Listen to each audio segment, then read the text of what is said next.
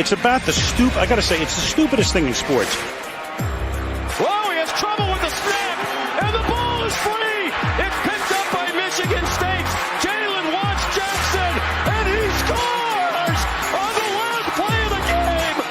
Ground ball, right side. Cabrera will cut it off. Galarraga covers. He's out. No, he's safe. Phoenix has the foul, and a pinnacle ball throws it down. DeBrincat gets it back to Goss. He's spinning across now. King. They score! Raymond! Great spot. Johnson to throw, and it's caught by St. Greg for a first down. This is BS Sports. And away we go. And away we go. Welcome in, welcome one, welcome all on Michigan State is playing Kansas right now. And I'm watching basically these two teams decide, like Hunter Dickinson just missed an easy dunk. Which team wants to lose this game more? That's what I'm watching right now. So now Michigan State's up 16-14 with a little under 6.5 to go in the first half. Neither of these teams is playing very well. I get it's a neutral site, so you don't have the student section, whatever. Okay. I do find it kind of funny that Michigan State will play in the State Farm Champions Classic, despite the fact that Michigan State has not won a championship since before 9/11. But hey, that's just a little fun factoid for you. So yeah, you got Kansas, who has won. I think UNC, I think, is in there. They've definitely won. And I don't know who else is in. Maybe Duke. Whatever. Either way, the teams that actually have won something relatively recent. Anyway, enough about me. How's everybody doing? Did anything big happen this weekend? Did I miss something? I don't know. Like, was there like a big game? Maybe like a historic comeback. A crazy primetime game, something like that. No. Okay. Well, fine. Then we won't have much to talk about.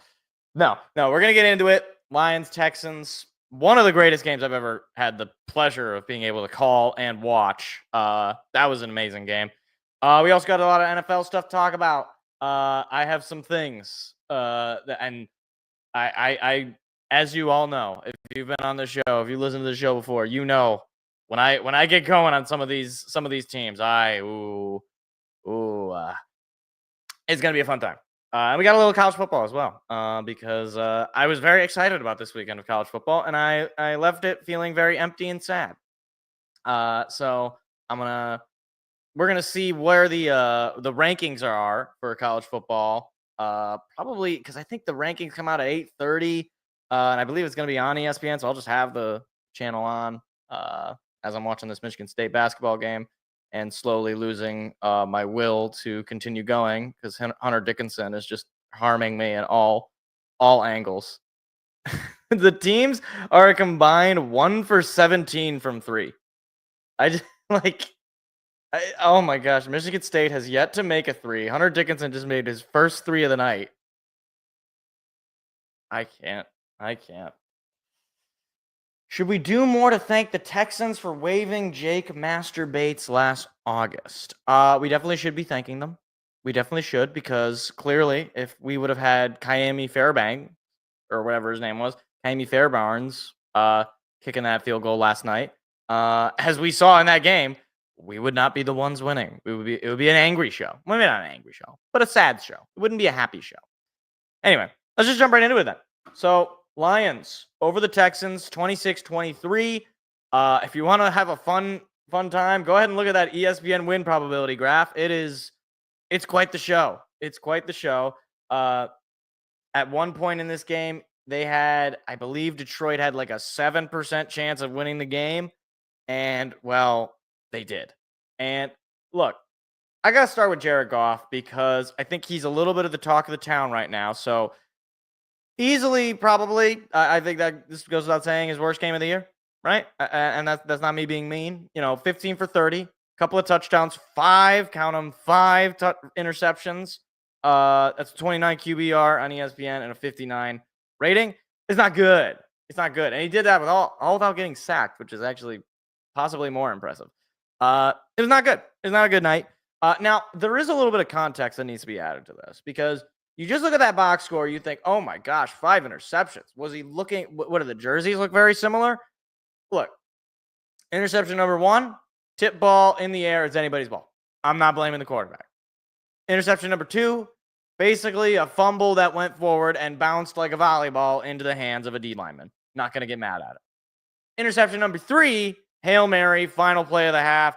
I don't even care. It's either gonna be like somebody's probably gonna end up with the ball because that's just what a Hail Mary, or it'll be knocked down, whatever. I'm not gonna use that against them. So that's 3 of the 5 just basically stricken from the record. The other 2, on the other hand, those were bad. Those were very bad, especially given they were coming off of interceptions from the defense. So Carlton Davis gets the interception. He had a great game, 2 interceptions for him. But both of those interceptions just turned into Jared Goff interceptions. You can't have it.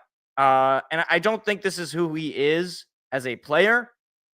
But when you get turnovers, when your defense forces turnovers, and our secondary is frankly one of the best in the league at getting turnovers, you got to turn that into, at the least, long sustained drives that eat away at the clock, assuming you're taking the lead. Ideally, you get points out of it because that swings games. But what you can't do is you can't say, it's like the SpongeBob meme, let him have it, SpongeBob. You can have it. You can't do that. You can't do that, Jared Goff. And I trust he won't do that. And look, when it came down to it, when the moment was when we needed Jared Goff the most, which was, that drive that led to the St. Brown passing touchdown, or the couple of drives that led to the last second field goals in the fourth quarter, he turned it on. And that's what great quarterbacks do. They don't play amazing games throughout the whole thing. They don't. You can go back, you can look at Tom Brady's career, you can look at Patrick Mahomes most of the season. He has not played great games. But one thing that these great quarterbacks do is they do lead their teams to victory. And look, despite the kind of bad performance from the offense in the start, defense kept them in it. And that is what kept me in this game, was that it wasn't this game at the beginning. I was like, okay, is this going to be, last season Ravens 2.0 where they just get the doors knocked off them and then, we just try to forget about it? The defense didn't allow that to happen. That Houston had the interception that led to a touchdown to start the game. Then there was the second interception, but that only turned into a field goal.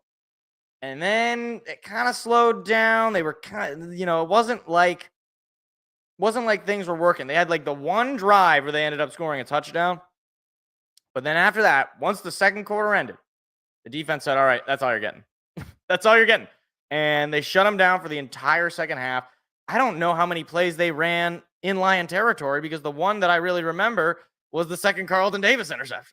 was the interception where he came like a Madden player out of the other side of the field and just dove for it. He pushed X and dove for the ball and came up with it. It was one of the most incredible plays I've ever seen from a defender, certainly in a Lions uniform, but just in general. I've never seen a play like that. Never seen it. And they kept him in it. They didn't allow them to run the ball. Joe Mixon, one of the best running backs this year, held to just 46 yards and 1 touchdown. And that 1 touchdown was in the plus territory, right? I believe that was the first drive of the game, was that touchdown. That first offensive drive of the game.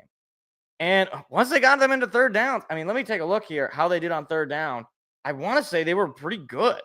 In totality, Houston was 6 for 15 on third down. That's less than 50%. That's not bad. That's pretty good. And then as far as time possession goes, they kept it fairly close. Houston did have the ball for a little bit longer, but most of that is probably due to the fact that the offense was turning the ball over 5 separate times. So, that'll happen. But they held them to less first downs, and they held them to less total yards. So the defense kept them in it. No doubt about it. Now, Jake Bates, I got to talk about him as well, because you alluded to the fact that the Houston had waived him, which I think is very funny. Houston waives him. He comes into their house and hits 2 absolute nail-biter of field goals. I actually got into a debate with my friend about this. Are those good kicks? Let me know what you got. So my thought process is, okay, if you make the kick, it's a good kick. It can be ugly. It can be very close. You can doink it in. I don't care. If you make it, it counts for 3 points. So as far as it mattering, I don't really care if he could do that every single kick. I mean, my blood pressure might, rise to unhealthy levels, but made kick is a made kick. Either way, it is kind of crazy that he went from a player who is not even in the NFL, was playing in basically a minor league, playing in the UFL, playing in essentially empty stadiums for the Michigan Panthers, to now being one of the best kickers in the league, one of the clutchest kickers in the league, and also having 2 game-winning kicks on the road. I mean, the Vikings game was not on a national stage, but this was on a national stage. I mean, like, you can't make that sort of thing up. Like, it's too perfect of a scenario for a player to just have that sort of thing work out for him. And that brings me to the question I have. Because when I went into the second half, I was thinking, okay, maybe we can try to make this interesting, but I'd rather they just die and not hurt me. But it doesn't seem to matter what the situation is, what the circumstances. This team finds the way to win the game. They can win it ugly, like this, with turning the ball over a bunch of times and needing to have some clutch kicks. They can win it in blowout fashion, like they did to the Titans or to the Cowboys. They can do it any such way. They can do it in the elements, like they did against the Packers. They could do it in a hostile environment in Minnesota. My question is this just a team of destiny? Is this a team that it doesn't matter how badly you put them down, doesn't matter how tough the spot is, it doesn't matter if they're down 16 going into the second half and they got a 7% chance of winning the game, they're going to win the game. Like, it's like after that first Carlton Davis interception, in a way, obviously that didn't lead to any points, but in a way, that ended the feel that Houston had control in this game. It showed that this team was not just going to lie down and die. That was not what's going to happen. And you hear the reports of, and we'll never really know. We can only speculate as to whether or not this was actually said. But I trust that it was. Ben Johnson, other coaches saying this is just the San Fran game, boys. This is just the San Fran game, but in reverse. And hey, we treated it like San Francisco treated us last year. We treated Houston. I bet if you went to like Houston Texans live streams, or you went to Houston Texans live game subreddit, I bet you in the first half they were laughing it up. They were hooting and hollering. They were in a great mood. Oh, let's look ahead. Let's see if we can go on a run here. Little did they know, football takes 4 quarters to play, and I think that's something that a lot of Lions fans are not used to. I know Stafford used to have the fourth quarter comebacks, but nothing like this. Not in a game that was so meaningful to maintain first place in the NFC and to win your 7th game in a row is unbelievable. And I truly believe that this team is just a team of destiny, because the more I see them play, the more games I see them find ways to win in different fashions, the more I'm like, okay, we're going to the Super Bowl and we're going to win the game. I think it's just as simple as that. This is kind of a funny. Remember back in week 1, Stafford and the Rams apparently couldn't see the Lions wearing the same colors as the stadium walls. Those candy red unis match the walls too. Maybe there's something to it. No. I think it's like, it might be a little tougher, but I don't think it's like, camouflage exactly. But I don't know. I guess I'm not on the field and I'm not Jared Goff. I don't have 11 guys ready to take my head off, but no, it is kind of funny to think back. Oh man, it's actually kind of crazy, especially given the way the Rams season has gone, that at the beginning of the year, it was like, oh yeah, the Rams, they're a really solid team. They're going to be a team to look out for. And it's like, I don't even think they're going to be the best team in their division or potentially not even make the playoffs. We'll see though. But yeah. Good stuff though. Good stuff. Oh, yeah, I forgot to say, we are on to Jacksonville. Now on the segment.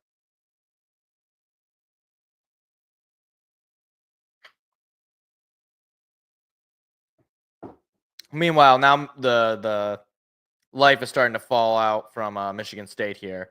They're now down 7, but it looks like they got a free throw here. 30-23, just about the end of the half. So why do they play this game in like an empty stadium? There's so, I mean, I get some of the, maybe they're leaving because the half, but like, why do they, why are they playing this game and there's like nobody there? Whatever.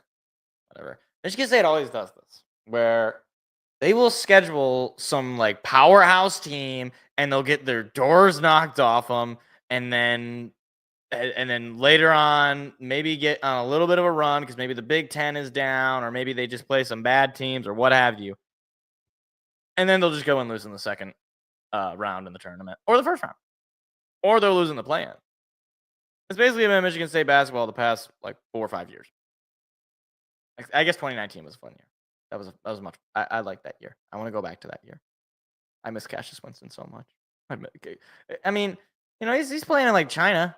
It's basically like college basketball. Maybe come back as a grad student. He could do that, I think. Anyway, let's move along. So I got a few things. I got a few things. I got many things in the NFL to talk about. All right. First of all, Thursday night football delivered. Now, I say it delivered, but I'm really only in theory saying it delivered because I didn't watch the full game.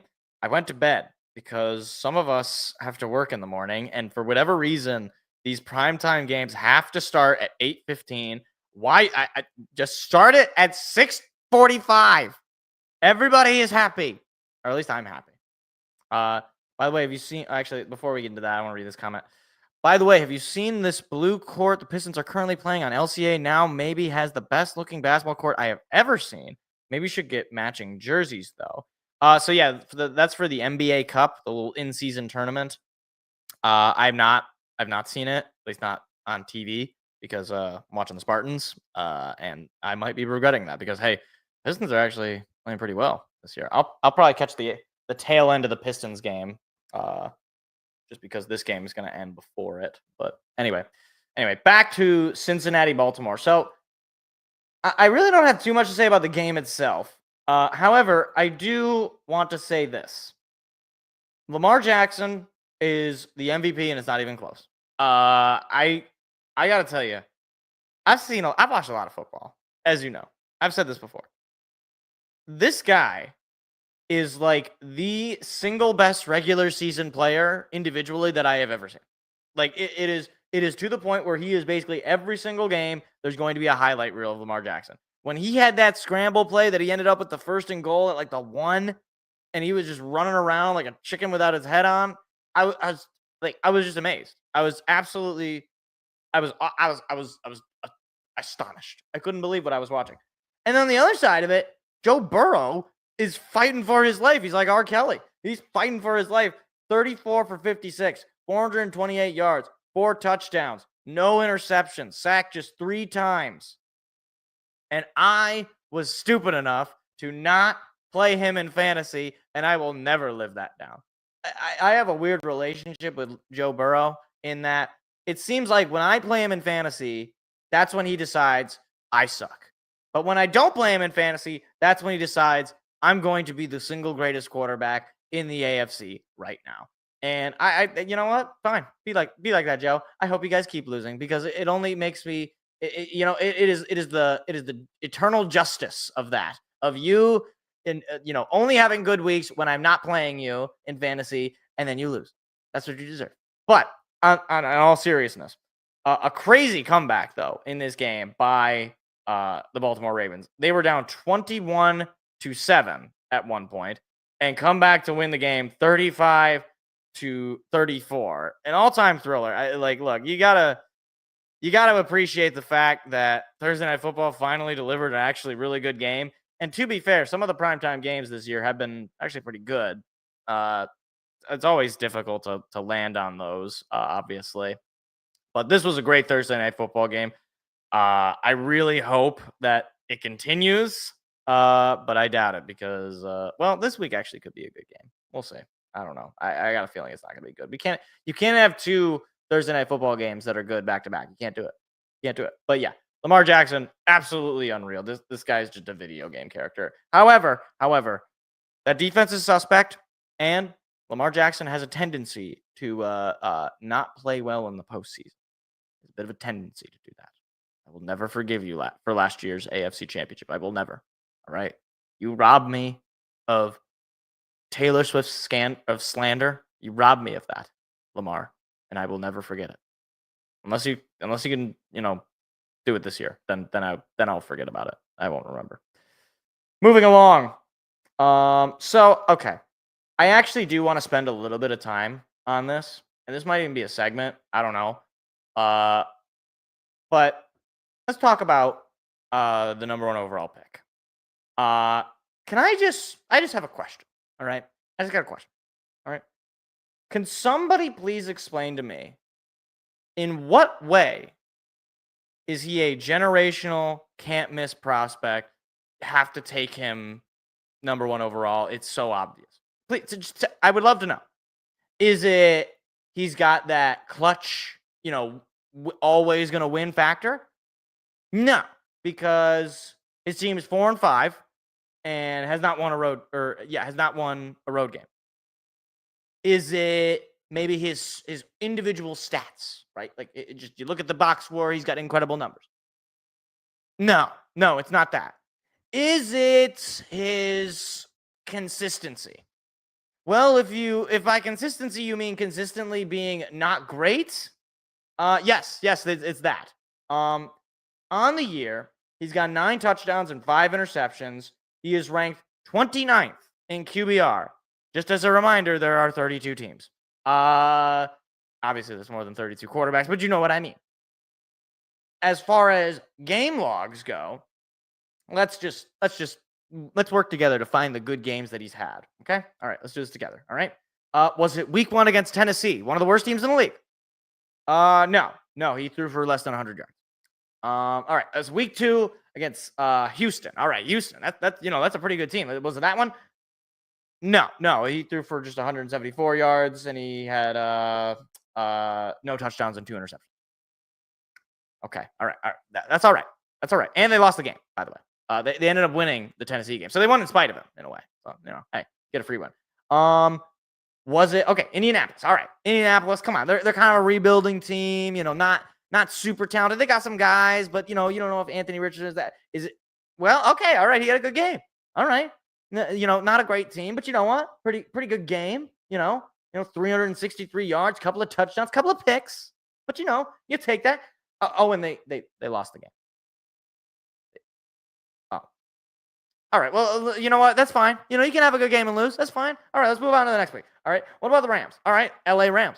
Playoff team last year, pretty decent team. Matthew Stafford, vet of the league. Let's see. And he threw for 157 yards and 1 touchdown. Okay. That's not great. It's not ideal, but you know what? That's fine. All right. Carolina. Now you got to be able to put some good numbers up against that, right? Right? All right. There you go, Caleb. 304 yards, 2 touchdowns, no picks. Best game of the year. All right. There you go. Go on go off to London. Let's have a weekend in London. All right. There you go. 226 yards, 4 touchdowns, 1 interception against Jacksonville. Back-to-back wins. All right, now you're feeling pretty good. All right, Caleb Williams is your guy. All right, on the road, Washington, finally time to show the world that it's not just a mirage, and 131 yards and no touchdowns.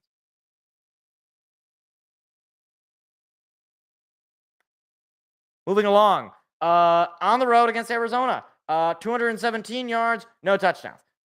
I'm beginning to sense a pattern here. Another loss, by the way. And this week, at home, Soldier Field, packed stadium, one of the most historic home field advantages in football.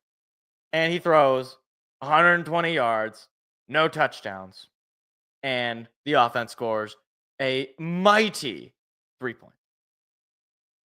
Now, you can fire whoever you want. You could fire the OC. You could fire the head coach. There is nothing about that stat line that tells me that this guy is the number 1 overall pick. It is anywhere near, because here's what people will say. All right? They'll say, oh, he's got a bad coach. Oh, he's got a bad OC. Now, hold on a second. I was told that he was can't miss. I was told that he was so good that he was Peyton Manning, that he was, Tom Brady, that he was the best there ever was. Shout out Pokemon, right? He was can't miss, because last I checked, Jaden Daniels doesn't have, a quote unquote elite set of wide receivers. You know who does have some pretty good weapons in Chicago? Caleb Williams. Last I checked, DJ Moore and what's the other guy's name? Keenan Allen. Last I checked, both those guys are pretty good, right? Last I checked, Cole Kmet, pretty good tight end.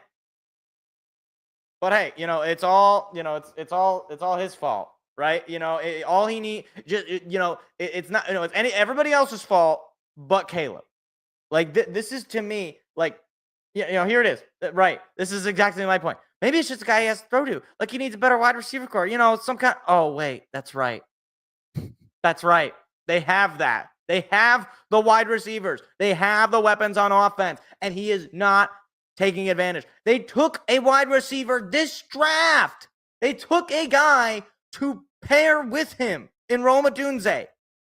And you would think, they got the Patriots wide receiver room. And you know what's even crazier is that the Patriots quarterback, the guy who was taken 2 picks after, who has a worse wide receiver room, has played consistently better than Caleb Williams has in less starts. And this is yet another quarterback that was taken after Caleb that he loses the game to. I know he doesn't play on defense, but it's just a little concerning when your number 1 overall pick is losing to guys who are taken after him. I'm not burying him. I'm just making this point that if we're going to say a guy is generational, if he's a can't-miss prospect, because that's all I heard about Caleb Williams, how he was so obviously the number 1 overall pick. When if you woke up one day, if you woke up today, and I asked you, where do you think Caleb Williams was drafted? Or what do you think if you were to make a team right now out of all the young quarterbacks, out of all the rookie quarterbacks right now, which quarterback would you take? Not a single human being with any sense would take him. They would take Jaden Daniels, right? And they might even take Drake May, and they might even take Bo Nix. I don't know if the Bears play the Broncos this year, but if they do, and he loses to Bo Nix, Bears fans need to be on fire in a what the heck do we even take this guy for? And look, does Matt Eberflus deserve to be fired? Yes, he does. Did the OC deserve to be fired? Yes, he did. Doesn't make a difference to me in that they said the same thing about Trevor Lawrence, and look what's happened to him. He was a generational, can't-miss prospect. Oh, it's the coach. Oh, it's the OC. Oh, it's everybody but him. Sooner or later in life, if the problems are happening all around you, right? If you enter a situation and everything around you seems to go bad, it's almost as if you are part of the problem. When you can't win a road game, when your best games are against 2 of the worst teams in football, when you are losing to guys that are taken after you in the draft, and when the coaching staff that was tasked with developing you cannot develop you, or potentially, maybe even worse, you are just undevelopable, you find yourself where the Chicago Bears are, where they have if Caleb Williams does not figure it out by the end of this year, if Caleb Williams does not start to live up to that draft hype, I'm sorry.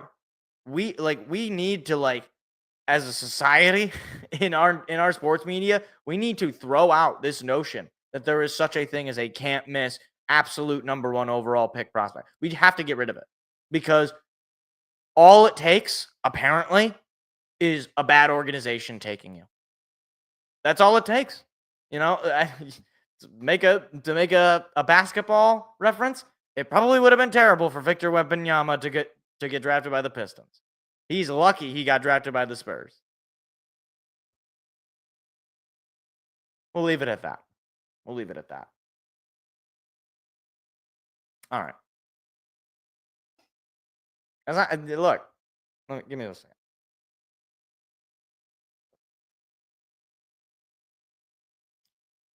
I guess the thing that bothers me about this Caleb Williams thing is that it's like it's seen as taboo for fans to get mad at the player when the player is still the one doing the things. Like, yes, the coach obviously matters. Of course the coach matters. Nobody is saying the coach doesn't matter.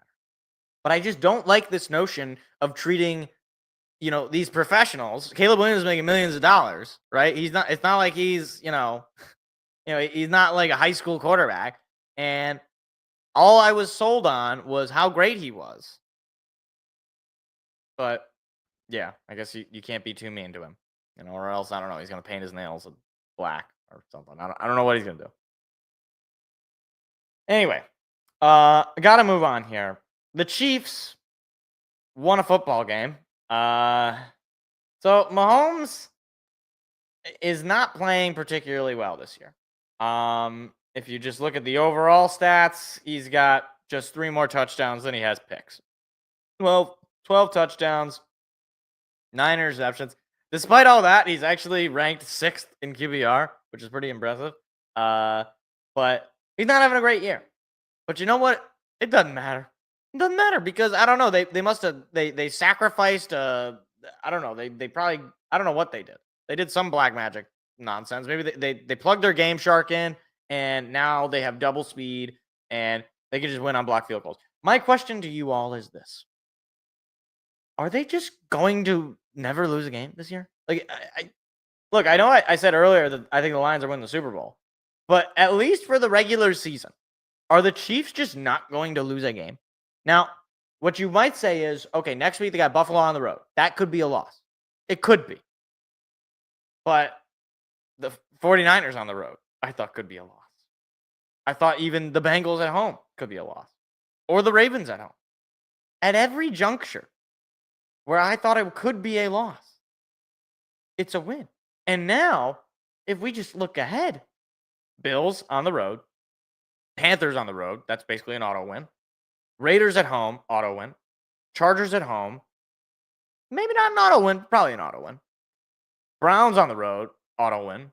Texans at home, maybe not an auto win, probably an auto win. Steelers on the road, Broncos on the road. I mean, like, honestly, like, this is similar to what I've done with the Lions schedule. It's like, tell me which game you're really confident that either A, they will not be favored in, or B, a game where you really think they're going to drop. Because if there's any game, I'm thinking maybe this Bills game. Like, that's the only, like, if they beat the Bills, I would not be surprised if they end up 17-0. I know weird things, like, we are getting to the point where it might be over a year since they've lost a football game. They do play on Christmas again this year. They play on the road against the Steelers. That was the last time they lost a game. Could you imagine Christmas Day? They are 2 wins away from the first 17-0 regular season. They would be playing in a game where it would be 1 year since they last lost a football game. I don't think that has ever happened. Like, I'd have to really look into it. I'm sure maybe in the old days, certainly not in the modern era, has there ever been a team that goes an entire calendar year without losing a football game. That is beyond understanding. That's magic, right? That's just like you're destined to that. At that point, it's like that's the only team that I think could beat the Lions in the Super Bowl. Like that's and I would rather not have to play them because the way you got Michael Jordan at quarterback. I don't want to go anywhere near that, right? I do think the Lions are capable of beating them, but I don't want to mess with it if they're playing the way they're playing. So, yeah, there's that. So yeah, that's basically all I got on the Chiefs. Why are they this good? I don't. They're just suffocating teams. It's like they're not scoring a lot. They're just like, you're done. You're done. It's like they just like put you in a headlock and then just force you to say uncle. I don't. it's not fun football. But I mean, hey, look, if Buffalo goes in next week and they just, throw a dumpster at them and just like knock them with a steel chair, throw them off a ladder, do whatever WWE analogy I want to make here, then okay, then we can come back to this discussion. But as it stands right now, I just don't see them losing another game. I can't. It's crazy to think, but it's just what it is. Now, speaking of teams that I think I'm the most surprised by this. Are we kind of sleeping on the Steelers? They're 7-2, and they're 4-1 on the road. And Russell Wilson playing kind of clutch. Like, he's playing a kind of clutch. Like, did he have a great game against the Commanders this week? No. Threw for less than 200 yards. Wasn't amazing. But he came in the clutch. That Mike Williams touchdown, that was not something I've seen the Pittsburgh Steelers do in a very long time. And obviously they bring in Mike Williams, who, you pair him with a George Pickens and a Pat Freiermuth, and suddenly you kind of have like a sneaky good offense. Like not like, greatest show on turf, but enough to where you're like, okay, this is not, a bunch of scrubs. This is actually an NFL team. And look, I didn't think the Steelers were going to be all that good because I didn't think Russell Wilson had much left in him. But Mike Tomlin is showing why he is one of the best coaches in the history of the NFL. He is getting the most out of that dead body of Russell Wilson. And to think that they can also potentially rely upon Justin Fields, who is another, they've managed to get the most out of him. This Steelers team feels like it could be a team that surprises some people. Now, do I think they're going to be, Super Bowl good? I don't want to go that far. But I do think this is not a give me team. And I love I just said that because, you had the Chiefs playing them on Christmas. I'm just saying, I don't think this is like, you can just totally write them off and they're going to, give you nothing. Because that game they played with the Commanders, that was one of the most entertaining Steelers games that I've gotten to watch in many, many years. Most Steeler football games are boring and awful, and this one was not that. They scored a touchdown in every single quarter. Now, it was just one touchdown, but it was scoring, and that's fun. Scoring is fun. Remember that. And, all right. Before we get to him, I'm going to just talk about, I briefly just want to point and laugh at Aaron Rodgers. I mean, that this is just getting hysterical. I went into this season thinking that the Jets were going to be bad. I didn't think they were going to be this bad. I didn't think they were going to be this. They are now 3-7, 1-5 on the road, by the way. Aaron Rodgers, and he said after the loss, "You're not going to beat anybody scoring 6 points." That's true, Aaron. And remind me again, who recruited most of these weapons? Oh, that's right. It was you. It was you who did that. You wanted to get Devontae Adams. You wanted to get Allen Lazard. You wanted to bring in Nathaniel Hackett for some reason. This was you. So this is your offense, as far as I'm concerned. And you got Robert Saleh fired. And isn't it funny? And I was no Robert Saleh fan. But isn't it kind of funny that the defensive coach, as soon as they fire him, the defense just falls apart? Isn't that kind of odd? Isn't that kind of funny? Look, Aaron Rodgers gets whatever he deserves. He soured his way out of Green Bay. He has now completely overstayed his welcome in the NFL. He's cooked. He's toast. He is done for this league. He should have retired. Frankly, he should have retired after the Lions beat him in that Sunday Night Football game to end the season last year, a couple of years ago. He should have retired then. Instead, he wanted to get cute. He wanted to keep it going. He wanted to believe that he could still do it. One problem, Aaron. You cannot. You don't have it in you. He doesn't have that dog in him. So while he's still here, we can all point and laugh at him. Don't necessarily point and laugh at the Jets. Because, yes, the Jets are a terrible franchise. But those poor Jets fans deserve a little bit better. All right? I know they're New York sports fans, but it's kind of like Mets fans. Or what's another one? Or like Islanders fans. I guess that's not New York City. But where it's like, okay, well, it's not like Yeah, it's like I don't want to make fun. It's kind of like making fun of the cripple kid, you know? Like, come on, you can't do that. Like, maybe sometimes you can make fun of him, but, not like that. You know, I don't want the Jets to be terrible, but they just kind of always are. Is Rodgers under contract next year with the Jets? I believe so, but let me look it up. Aaron Rodgers contract. All right, pulling up Spot Track right now. So yeah, he is going to be an unrestricted free agent in 2026. He signed, it was a 3-year deal, $37.5 million. So he's the $37.5 million man. Is the amount that he's making average each year. Now he's not actually making that. You understand? There's all these sorts of breakdowns of the cap hit. He's making 17 million. Next year he's going to be a $23 million hit though.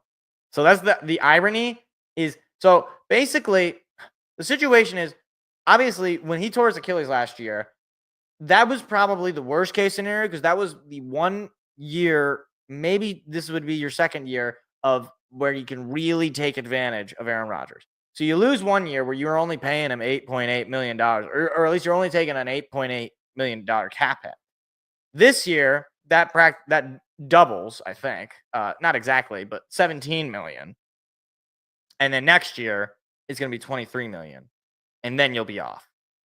Like, I don't know what the buyout is going to be. I don't know if they can buy him out. It's just not good. It's really bad. This is going to go down as another one of those very awful quarterback contracts that gets dished out to guys that are just washed. I mean, even the irony is, even Brett Favre was not this bad when he played for the Jets for like a year. Like he wasn't good, and he wasn't good really with the Vikings either. Don't let people trick you. Like he was fine, but he was not very good. All right, he was past his prime. This is like even worse. So hey, maybe he'll end up signing with the Vikings. That would be funny. Now that if he does that just for the memes, then he'll be back on my good side. But until then, I get to point and laugh at him. Now, this is a segment I did not want to have to do. All right, I really didn't. Okay, let's breathe. Breathe in. Breathe out. Okay. All right. Michael McCarthy. I'm going to ask this very calmly, very, very zen-like. I need you to explain to me why. Why do you have a job? What do you do? Do you have compromising pictures? Do you have access to things, knowledge that we do not know?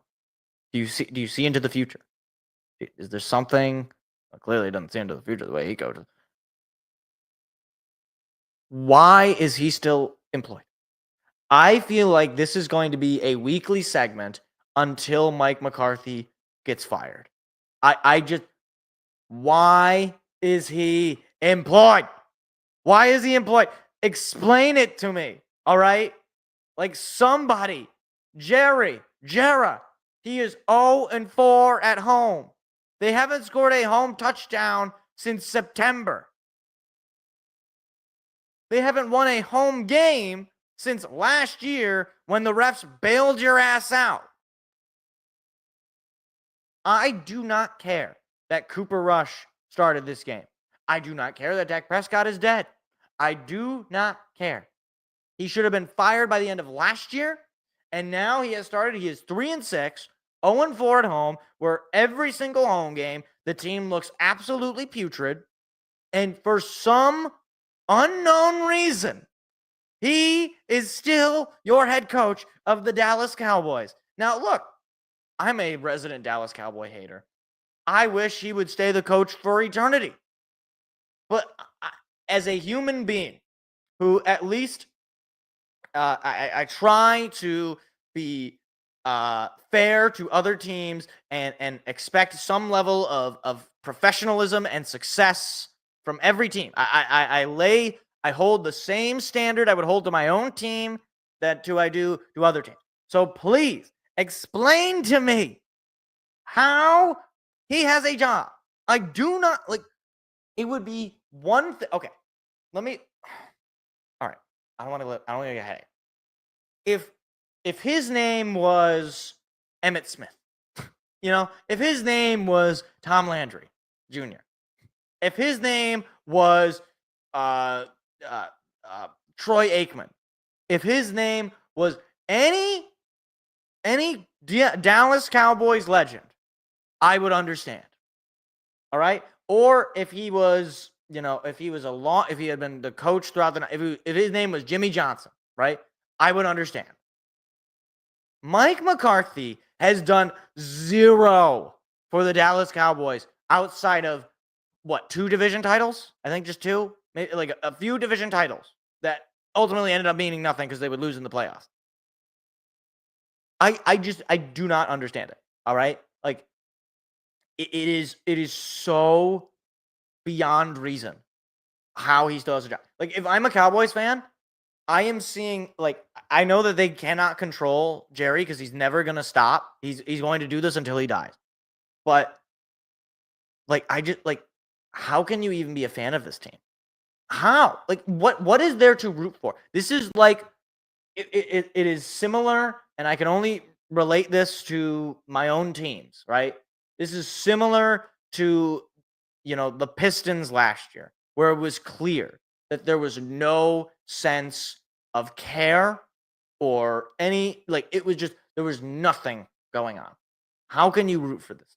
How can you sit there week in and week out and say, okay, we are, we're gonna trust Jerry's, like, there's no way that anybody can trust him. Nope. I just don't. What do you even do? Because it's not like, okay, fire the GM. He's not going to fire himself, right? Sell the team. Okay, why didn't I think of that? That's not going to happen, right? So what do you do? What do you do when the Philadelphia Eagles are bringing out Kenny Pickett in your home state? That's not the first backup quarterback, by the way, that has gotten to play for the road team. I mean, Hendon Hooker got to play when the Lions played. Now Kenny Pickett gets to play. I wouldn't be surprised if in the next home game another backup gets to play. I have no way of understanding this. I don't. Okay, look. Jones probably decided to just ride out the year now with McCarthy, probably go after our OC next year, i.e. Ben Johnson. If I'm Ben Johnson, I am not taking this job. This is like the most thankless. The reason why I'm not taking this job, and this, you could say I'm being selfish Lions fan. The reason I'm not taking this job is because the owner is not taking the job seriously enough that he would maintain a dead body and a brainless moron as head coach. He clearly doesn't respect the job. Why should I respect the job?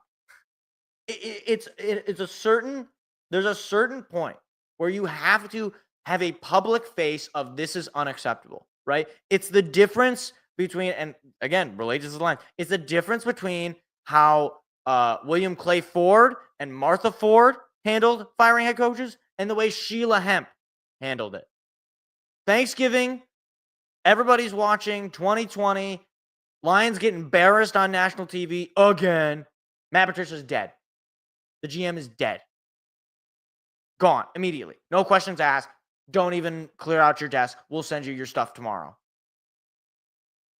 How Mike McCarthy is going to go week in to press conferences, how he is going to handle player evaluation on his roster, obviously they didn't really do much at the trade deadline, but how he is involved in those, all of this is basically saying to your fans, I do not care enough. I am just going to let this dead man walk, not to use a phrase by Micah Parsons, which, by the way, to briefly talk, that's incredibly disrespectful. All right, it's one thing for me to say this about Mike McCarthy.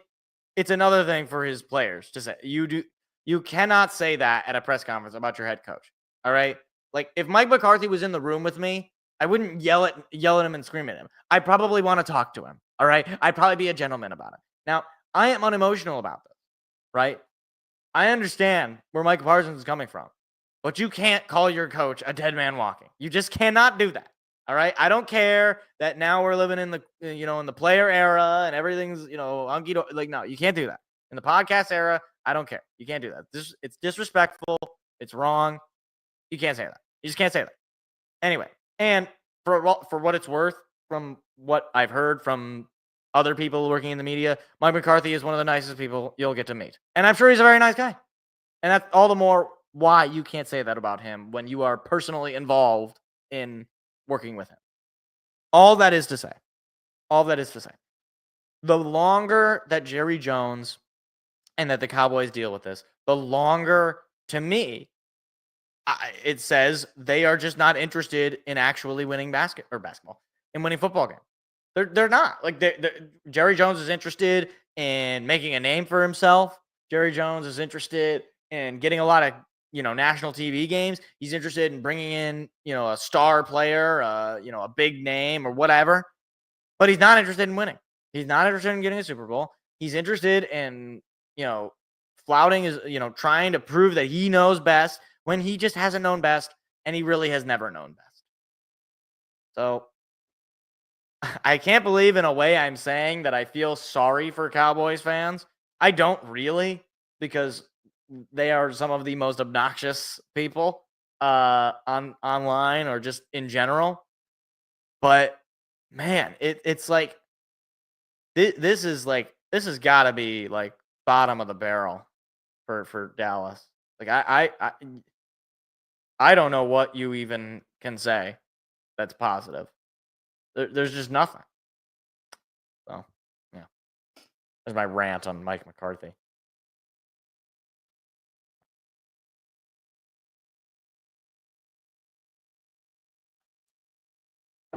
North Dallas 40. I don't know what that is. Is that a movie? I'm assuming, or documentary of some kind. Like, at this point, Dallas Cowboys fans probably just like watching like 90s highlights. It's just like Emmitt Smith highlights. Like, it's football movie. Okay, I never heard of it. I didn't mean for that to sound like so like dismissive. But anyway, I do want to check. Let's see, as the college football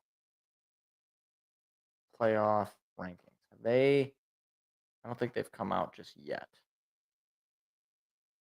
Yeah, it says 8:30. Okay, so it has not come out, not yet at least. But we'll keep an eye on it. Well, I guess it'll come out at 8:30. We'll see if we can. Hey, if we can get through this section of college football, and then maybe we'll just sort of. I don't know if I'll just wait it out. I guess we could just wait it out because I don't have much more. Anyway, let's get to college football. So, Michigan lost another nail biter. You just hate to see it. They lose to Indiana. Indiana goes to now 10-0, right? I believe they're 10-0. And this is now another road loss for the Wolverines. I put this in the notes, but I just want to double check that this is the case. Let me just double check. Yeah. Sharon Moore has yet to win a road game.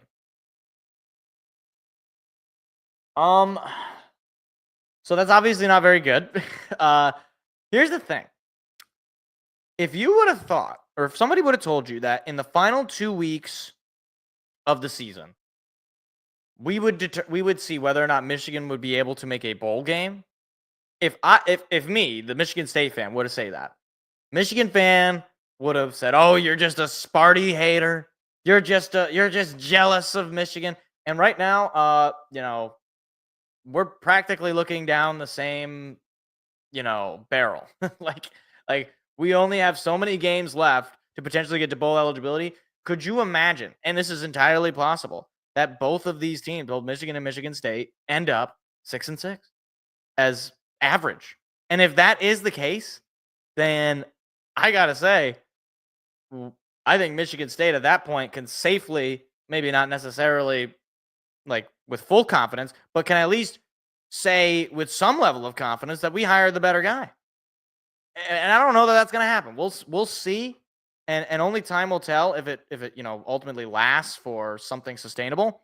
But the more times that Michigan loses these kind of games, like it's one thing to lose a game and feel like you played as good as you possibly could have, and the talent was just different, right? It's like Michigan State losing to Michigan. In a way, I can't be mad at it because I just think that the talent difference was such that that was probably the best you could do. And of course, there were things that could have been changed in the game plan and some of the execution. But either way, that was sort of how I felt leaving that game. With Michigan, I mean, you're coming off a national championship. This is the guy, your former head coach, who ran away for no apparent reason. Nobody can really figure out why he left. And left you basically in the dust. Like, it's funny. I remember some Michigan fans getting mad because people were pointing out, like, hey, Jim Harbaugh kind of left you worse than you were.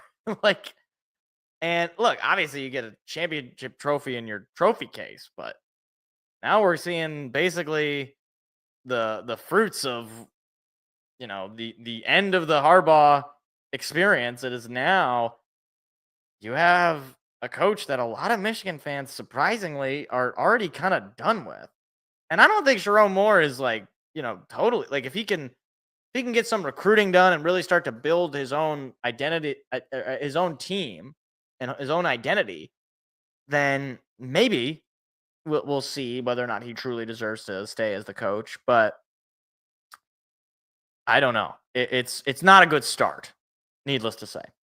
And speaking of bad starts, Ole Miss. I don't know if they had a bad start exactly, but they beat Georgia. And I got a couple of questions about this. So question number one is regarding, well, I guess they're both regarding Georgia. Question number one. Was the whole Kirby Smith, double back-to-back championship, was that just kind of a mirage? Was that just kind of fake? I mean, like, fake in as much as people are sort of riding on that to rate Georgia where they are. Georgia comes into this game as the number 3 team in the country on the college football playoff ranking. And they just go out and lay an egg.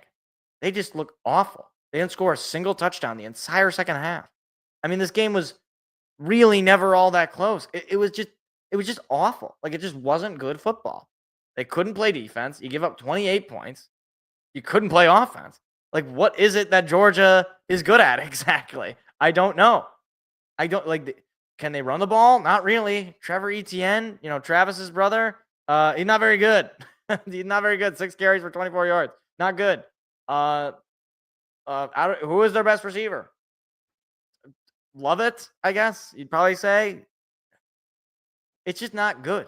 There's just not a whole lot here on this Georgia team. And then you get to Carson Beck.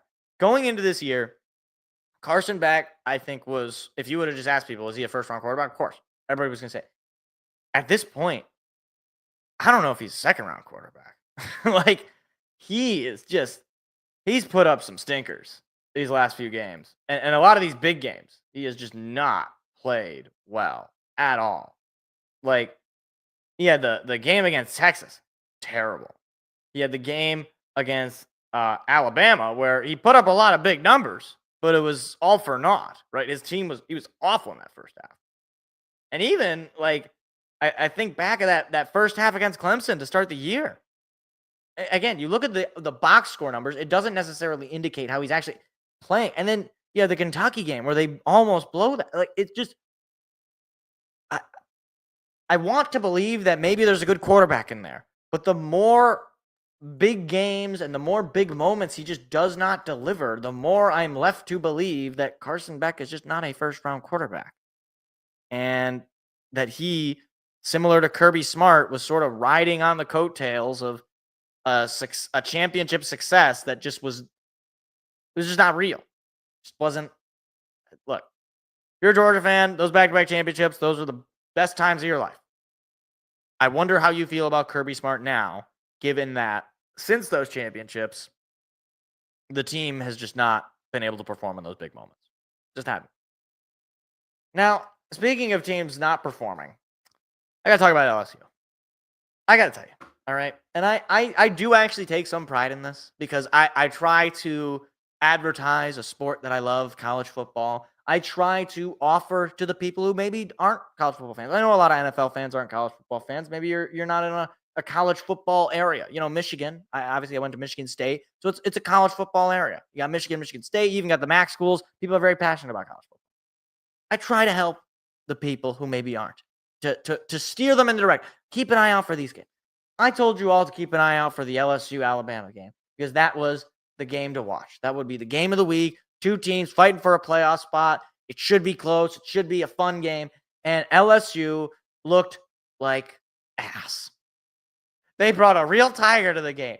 I was very excited. Many people online were very upset with the fact that there was a real tiger. I was having a lot of fun with it. Never bring a real tiger again if you're going to play like this. Don't bring. If you're going to bring the real tiger, throw him in the locker room with the players because that's what they deserve. That was awful. That was just an awful game. And I kid because not all on the players. But you score a garbage time touchdown in the fourth quarter, and that's your first touchdown of the game. Brian Kelly, what is it that you do here? Again, it's the Office Space meme. It's like, what do you do? Like, I don't understand how these, like, it's like he's a big name. He's a big brand. He's everybody knows him from Notre Dame and all that, but he just hasn't delivered at LSU. I just don't. I have no reason to believe that LSU is going to go anywhere with Brian Kelly. I just don't. And Garrett Nussmeier, he's not a terrible quarterback, but he's not very good either. All right, he's throwing 2 interceptions and just the 1 touchdown is not going to do it. Especially when Jalen Milroe has a pretty non-amazing game. I mean, he threw for 109 yards. He did run for 185, but in the air, he was not really much of anything. He had the 4 rushing touchdowns, which obviously, I'm not saying before people say, oh my gosh, are you saying it back? No, I'm saying as a quarterback, he was not, airing it out. They were just getting beat on the ground. When the leading rusher for the other team is the quarterback and he runs for almost 200 yards, that's not good. That's not good. All right.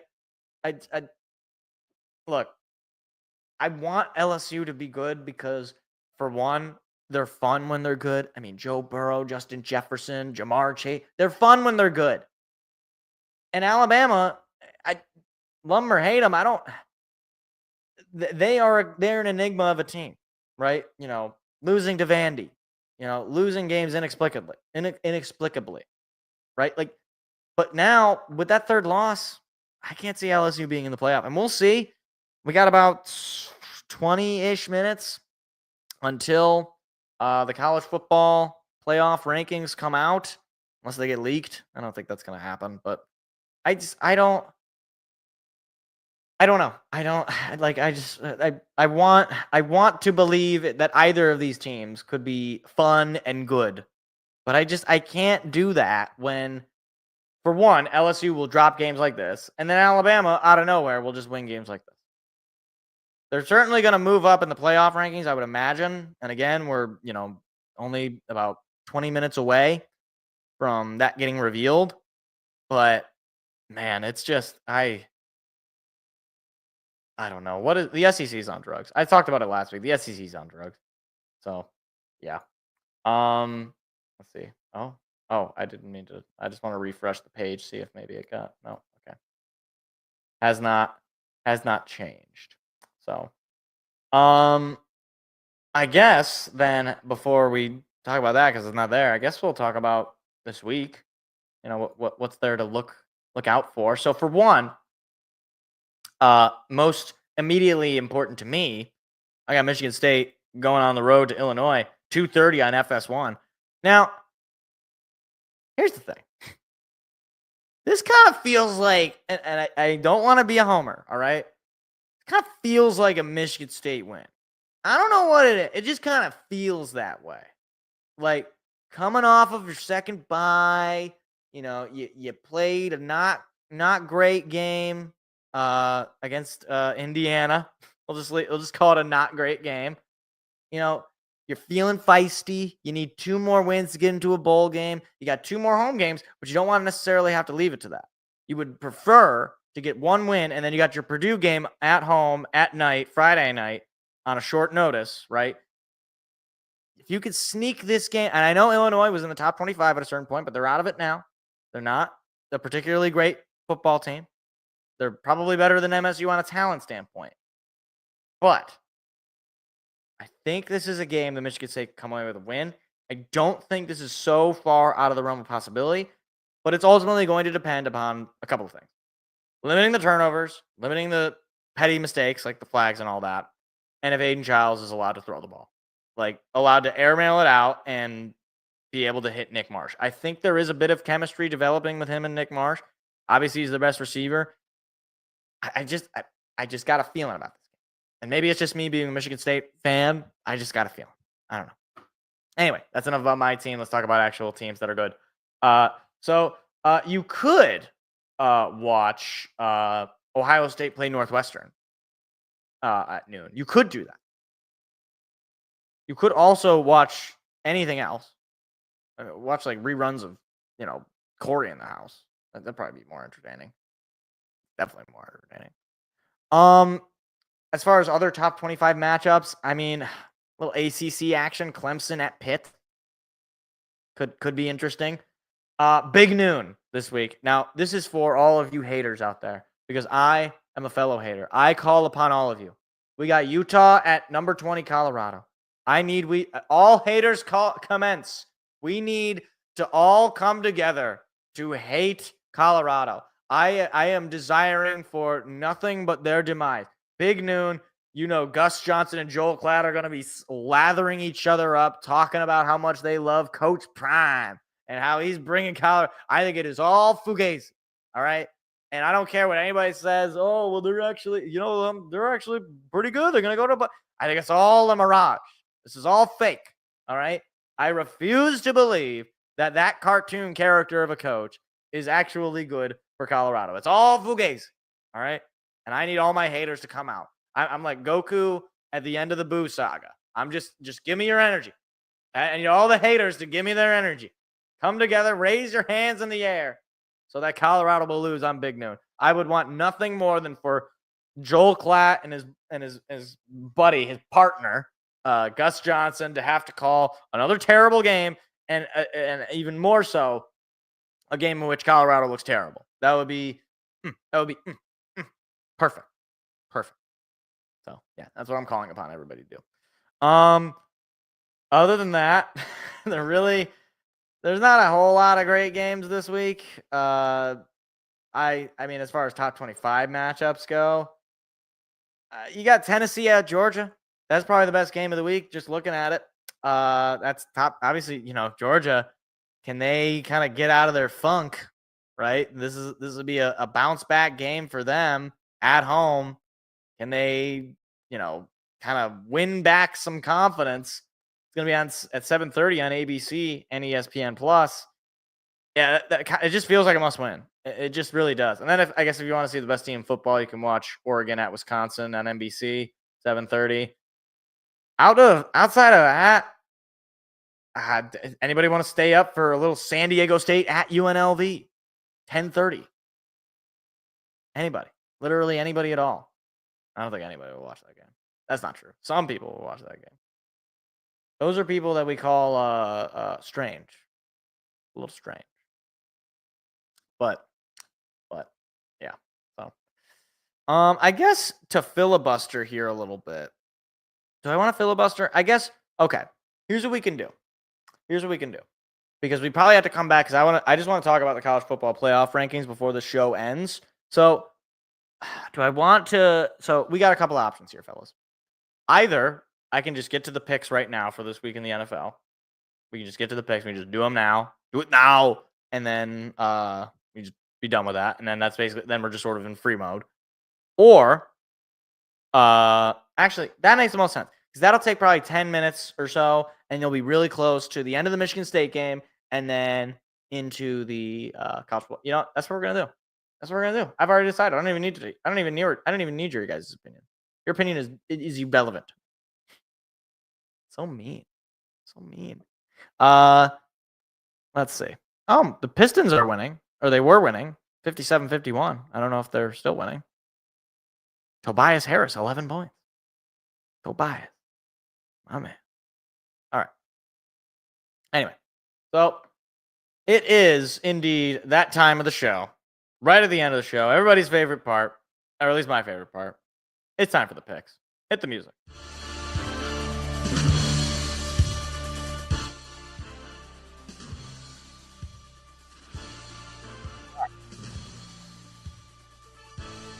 All right, here we go. So, look, last week it came down to Dolphins-Rams. Seth picked the Dolphins, and he won, and I'm very upset. I will never forgive Matthew Stafford, and I already don't forgive him for the many things he has done to hurt me. But we got a pretty good Thursday Night Football game this week, I think. Commanders visiting the Eagles. Seth is taking the Eagles. I am already going to diverge. I am going to take the Commanders. I'm probably going to regret that decision, but I don't trust Nick Sirianni. I don't trust the Eagles. I think they are having a good set of weeks, but I just feel like at any moment it's like a creeping, shadowy creature that's just like it's gonna pull the rug out from under them. That's how I feel. Give me the Commanders. Maybe Jaden Daniels will make me happy. Maybe. I doubt it. Packers at the Bears. Seth is taking the Pack.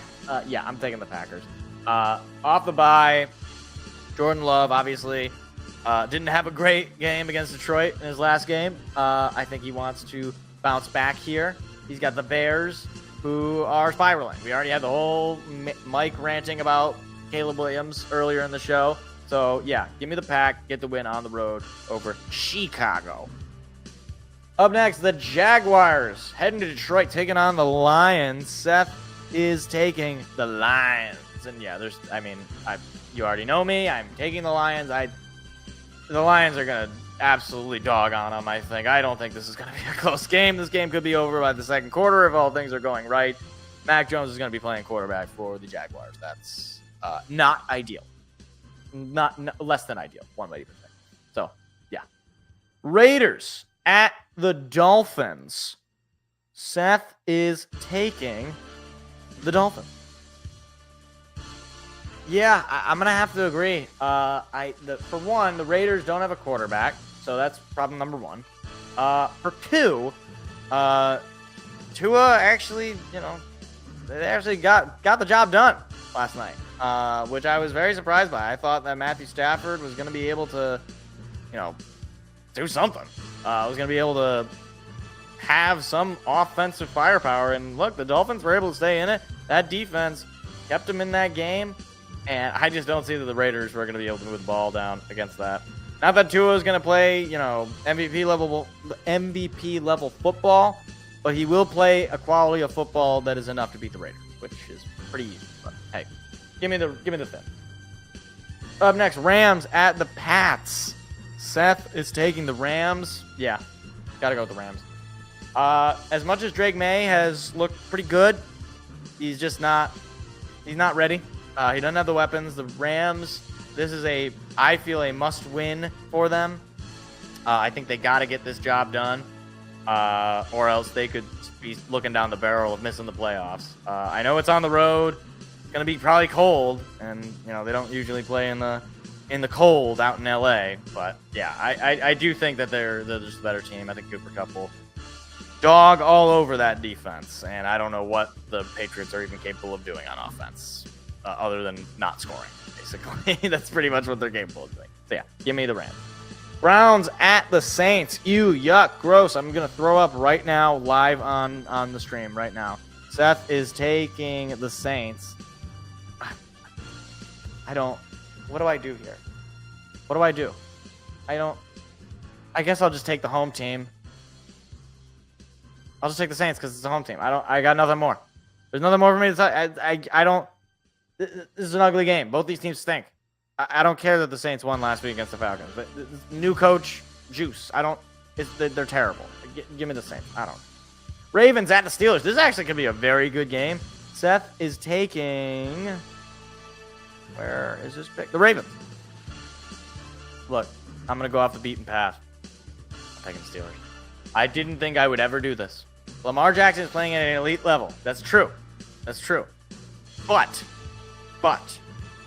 Steeler defense is one of the best defenses in the league. And if they can keep this game close in Pittsburgh, it's a very, very tough place to play. I think they could pull it out. I think they could get the job done. But give me the Steelers. Give me Russ Wilson. And if they lose, I will never pick the Steelers again. And you can hold me to that. Vikings visiting Tennessee, heading to take on the Titans. Seth is taking the Vikings. Yeah, hard to take the Titans. They're just not a very good team. Now, the Vikings played an awful game last week. They don't want to talk about it. Maybe this is the beginning of the Sam Darnold demise, and the Vikings season will slowly but surely collapse. Look, I don't know though. The quality of teams they've been playing, it's just they're allowed to play bad games and be able to win. I mean, you can play that kind of game against the Vikings, or like against the Titans or against the Jags. I think they're going to be able to win this game. They just have too many weapons on offense to not be able to score more points than whatever the Tennessee Titans are doing. Colts at the Jets. This is the most boring football game I could even imagine. Seth is taking the Colts to get the win. Boy, oh boy. I don't know. I'll take the Jets. I don't feel great about it, but I just I guess I'll take the home team. Obviously outdoor. It's probably not going to be I don't know what the weather's going to be like that weekend, but it'll probably be cold. It's going to be mid-November in New York, New Jersey, whatever. I don't know. The Jets played awful last week. Maybe they're due for a bounce back. Give me the Jets. Falcons at the Broncos. Seth is taking the Birds. I'm going to take the Falcons as well. The Broncos just can't win these. They just find ways to lose games. It's unfortunate. But it couldn't happen to a nicer coach. Sean Payton, who is a total jerk and an annoying human being. I just don't think he's the right guy. I don't. I think that the Falcons, if they could play a cleaner game, and they're very inconsistent. There's no doubt about that. But if they can play a clean game, then they can maybe get a win out of here. I just don't. That Bronco offense is just nothing. I can't with that offense. Give me the Falcons. Seahawks at the 49ers. Seth is taking the 49ers. Yeah, I'll agree. As kind of dramatic as that team is starting to become with the whole Debo pushing and shoving on Jake Moody, I think they'll just out-talent the Seahawks. I've said it before. I don't think that the answer at quarterback for Seattle is Geno Smith anymore. I think he's kind of, run out of gas, so to speak. So, yeah, give me the 49ers, get the win. In division, need the win. Chiefs at the Bills, probably the game of the week. Seth is taking the Chiefs. I don't know what to do here. I'm going to take the Bills, all right? I know I said at the beginning of this show, I said, I don't know if the Chiefs are going to lose a game. I'm doing this for a myriad of reasons. For one, because I know that I will inevitably, in saying that they're never going to lose a game, I'll say that right before they lose a game. And secondly, so that I could get potentially an edge on the pick-em here. So give me the Bills. Josh Allen's playing at a very high level. And yeah, I don't, there's no way this is really truly sustainable for Kansas City. So give me the Bills. Bengals and the Chargers on Sunday Night Football. Oh, Sunday night. Seth is taking his Chargers. And you know what? I'm riding with the Bolts. The Chargers are a sneaky team. They are a very similar team to the Pittsburgh Steelers, where people are just not putting too much attention on them. They are certainly right now they're sitting in a playoff spot. I believe. All right, I believe. And Jim Harbaugh's got them playing good, running the ball, solid defense. Yeah, I think it's got to be the Chargers. I just don't think that the Bengals are a disciplined enough team. I think if we're talking about coaching here, I'll take Jim Harbaugh over Zach Taylor every day. So yeah, give me the Chargers. And finally, Monday Night Football, Texans visiting Dallas. Seth is taking the Texans. Now, the reason I will take the Texans has nothing to do with actual football facts. It has to do with the fact that the Cowboys can't win games at home. And I bet the Texans are feeling pretty perturbed about how last week's Sunday night game went. I think they're going to want to bounce back. CJ Stroud needs to get together. And what better team to bounce back against than against the Dallas Cowboys, led by Cooper Rush, featuring Trey Lance from Sonic and 3 and Knuckles and Devil May Cry. I don't know where that joke went, but it's gone. Yeah, give me the Texans. All right, so to round it out, here we go. Commanders, Eagles. Seth is taking the Eagles. I'm taking the Commanders. Packers, Bears. We're both taking the Packers. Jaguars, Lions. We're both taking the Lions. Raiders, Dolphins. We're both taking the Dolphins. Rams, Patriots. We're both taking the Rams. Browns, Saints. We're both taking the Saints. Ravens, Steelers. Seth is taking the Ravens. I am taking the Steelers. Vikings, Titans. We're both taking the Vikings. Colts, Jets. Seth is taking the Colts. I am taking the Jets. Falcons, Broncos. We're both taking the Falcons. Seahawks, 49ers. We're both taking the 49ers. Chiefs, Bills. Seth is taking the Chiefs. I am taking the Bills. Bengals, Chargers. We're both taking the Chargers. And Texans, Cowboys. We are both taking the Texans. And those are your NFL Week 11 picks. All right. So it's basically technically the end of the show. But we're still waiting on these college football playoff rankings. I kind of expected the picks to go a little bit longer. Unfortunately, they did not. Oh, and by the way, Michigan State is just blowing it, by the way. They were in this game. They had it tied, and then they're just blowing it. Just doing the thing that they do all the time where they keep it close until when it really matters, they blow it. So, yeah, I'm really happy about this. Really just stoked. So we'll see. We'll stay live until we get those college football playoff rankings, and then we'll have sort of a live react to it, and then we'll go from there. Boy, that McDonald's looks really good. It's on TV. It always looks good. But I guess I can turn the sound on here. At least, once it comes back from commercial. I think there was like 4 minutes left. So there's 3.5 minutes left. Michigan State's down 9. So it's not totally out of reach. But it's practically out of reach. Stupid ass Hunter Dickinson. I can't stand this guy. He terrorizes me when he plays for Michigan. And then he goes to Kansas, and now he's terrorizing me even more. He's so absolutely full of himself. I can't stand him. I want him gone. I want him to be away from me. Okay, so Jackson Kohler. But Michigan State always has a random tall white guy, it seems. There's some random white guy who can kind of play. We haven't had a really good white guy since I don't know, like Thomas Kithier or something. I don't know.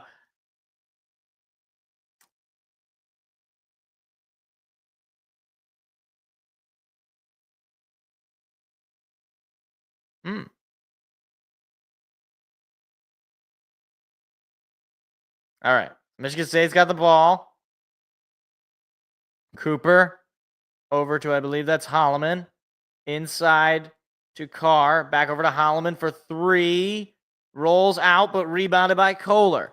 Kohler dribbling. Pass it out to Holloman. Holloman stands.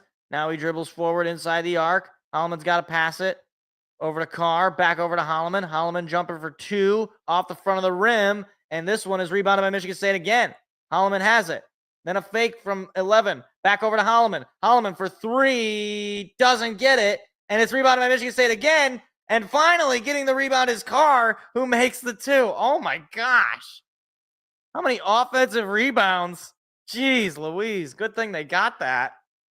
Now Michigan State's down 7 with 2:33 to go. Needs some stops. Michigan State 2 for 21 from 3. Oh, my gosh. That's terrible. That's awful. Oh, my gosh. Oh, dear. I don't know. Kansas driving. Shakes a shot off the glass, and it's good. It's 70-61. Holloman taking it up himself, driving, lays it up, gets the basket and the foul. For real. Michigan State's basically got 5 Andre Drummonds on the court at all times. Okay, number 11 is Richardson. Okay, I'm still trying to learn some of these new players. But Michigan State has a chance for a 3-point play to make it a 2-possession game. Although the way they've been shooting from 3, it's basically a 3-possession game. Here comes the free throw. Got it. 70-64 with 2:08 to go.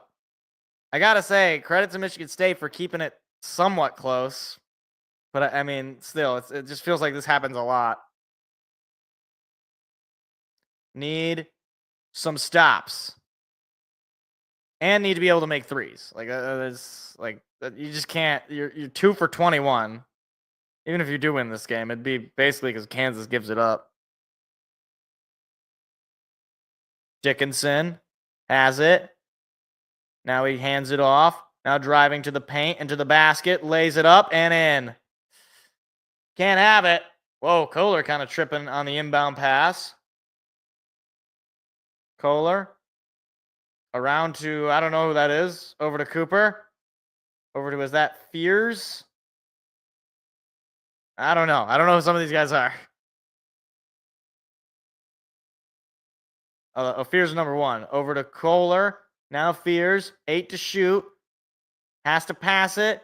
Now for 3. Oh, off the rim and no good. Kansas now slowing it down. Final minute. Yeah, doesn't look good for the Spartans. Doesn't look good. Final minute of the game. Spartans down 8. Need a miracle. And a stolen ball. Michigan State going to take that easily for 2. And now it's back to 6 points. 45.9 to go. Timeout call by the Spartans. I mean, the thing is, when it's 6, it's like, oh, okay, 6 points. That's not that bad in 45 seconds, right? You could do that. Just a couple of stops, a couple of threes. We've had as many threes as we need right now in this game. 2 for 21. That is absolutely atrocious. How has Tom Izzo not managed to develop or find a single good 3-point shooter? How is that even possible? It's like that's what the NBA is now. It's like everybody can shoot from 3, but apparently none of them go to Michigan State to play basketball.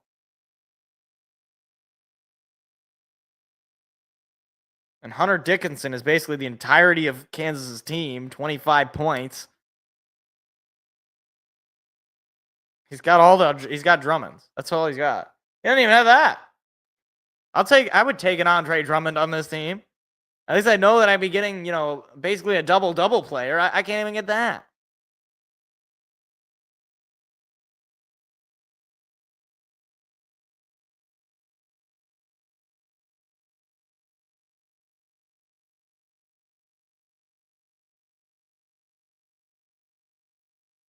So wait, hold on. My thing is aren't the rankings going to be coming out? I guess I can double check. I can just keep refreshing. Okay. I'm refreshing the page. Pistons are winning. That's good. That's good to hear. Isn't there going to be like a... Hold on, let me just see.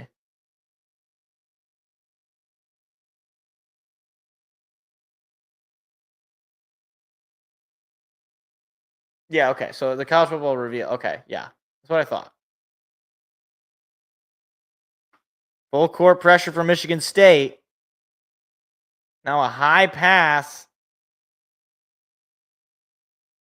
Need a stop at least, and a foul called now on Michigan State.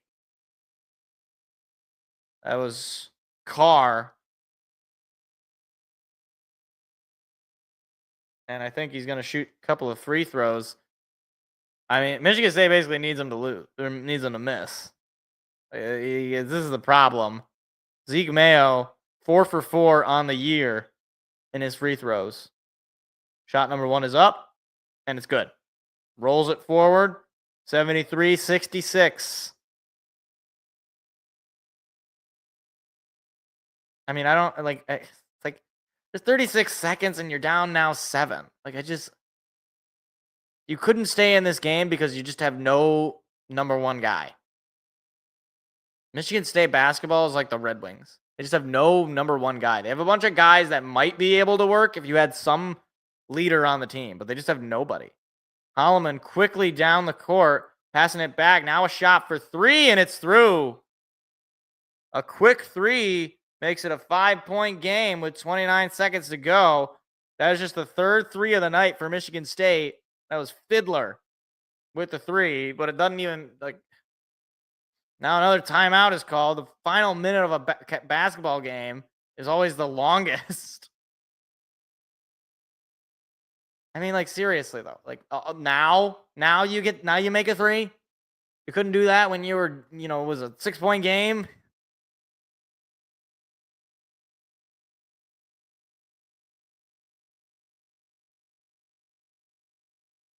I get frustrated when I watch Michigan State. I do.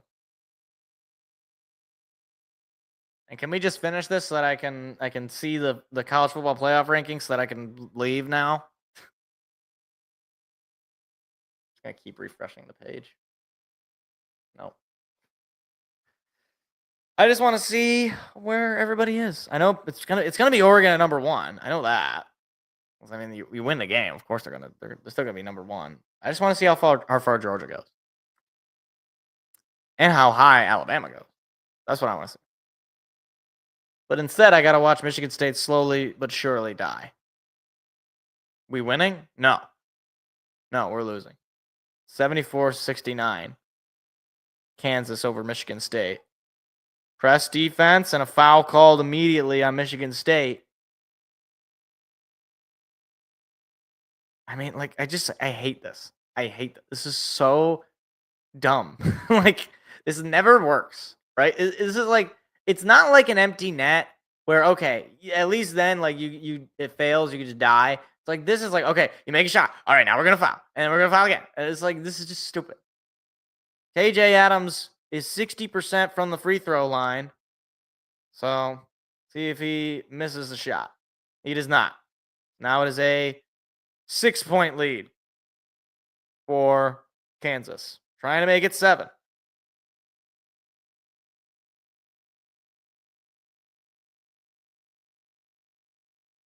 Shot number 2 is up, and it's no good.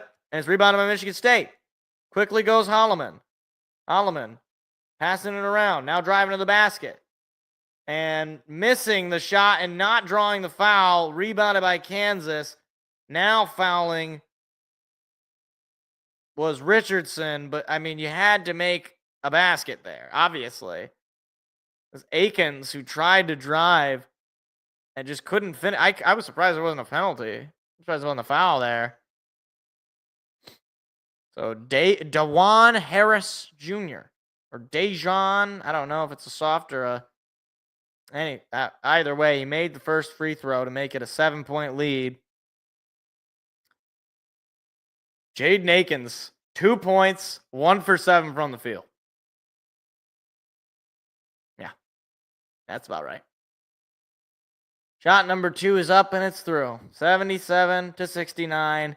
15 seconds. Holloman driving, passing it out to Fiddler. Shot for 3, no good. Rebounded by Kansas, and that's the ball game. Finally. And once again, Michigan State schedules a big name brand, and they get embarrassed again on national TV.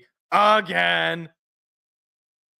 Why do we even do this? Why do we even schedule these games if we're always going to lose, Tom? Why do we do that? Does it make us better? I don't think it does. Every year we do this. We schedule some big team, and every single year we lose. Why we're even playing in the Champions Classic is really beyond me. But hey, another Michigan State season where the team is awful. So I'm looking forward to that. And I'm looking forward to another year of Tom Izzo at the helm. All right, can we just get to the selection show, please? I just want to see where the rankings are so that I can leave. I'm upset.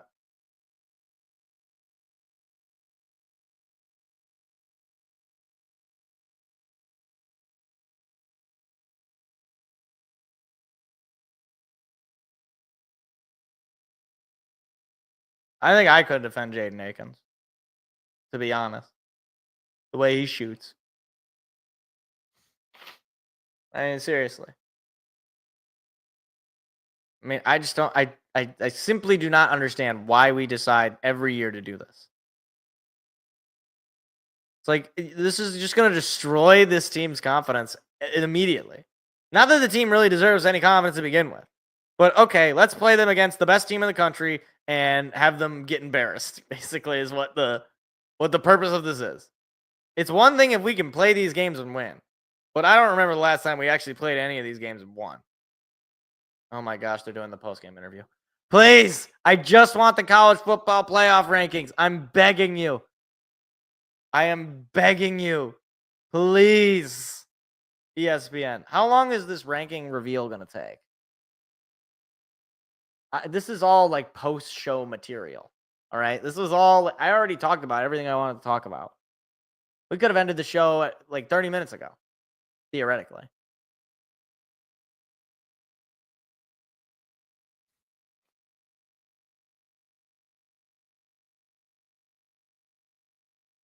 Wow, he's the winningest college basketball coach in Kansas history. Wow.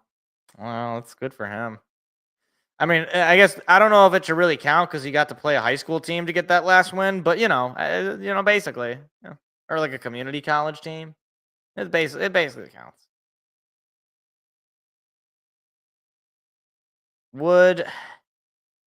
Here's a question: how would Michigan State fare against like LCC, against Lance Community College? Do you think? I think it could be pretty close. Maybe we should just play that. Maybe we could play MAC. Because that's practically the kind of basketball that we play. We certainly don't play D1. I guess the MAC is D1. We certainly don't play, Power 5. Not that there's 5 conferences anymore. All right. Finally. Top 25. All right. Just show me the teams, and then I want to go and edit clips out of the show. Please. All right. Here we go. I can't wait. This is always the most, I'm not even nervous in as much as, I don't really care because I know Michigan State's not going to be in this, but I just want to see, I want to see where people are going to be mad is sort of why I do this. Look at all these people. Look at all these rankers. It's like, what do they do? They're in this big old room. Oh my gosh, are we going to commercial? Please don't tell me we're going to commercial. I really should have figured. I should have just ended the show earlier, shouldn't I? Oh, now I'm in too deep. That was sunk cost fallacy. Now I got it. Now I gotta stay. And it's going to commercial. Exclusive reveal. Why is it exclusive? Is it really? Is it really exclusive? And it's not like, I guess it's exclusively on ESPN. It's not like they're secretly telling me. I do like how at the very least they have the little commercial countdown for me. Although it does make me just dread how long these commercials are. I mean, it's just the longest 2.5 minutes.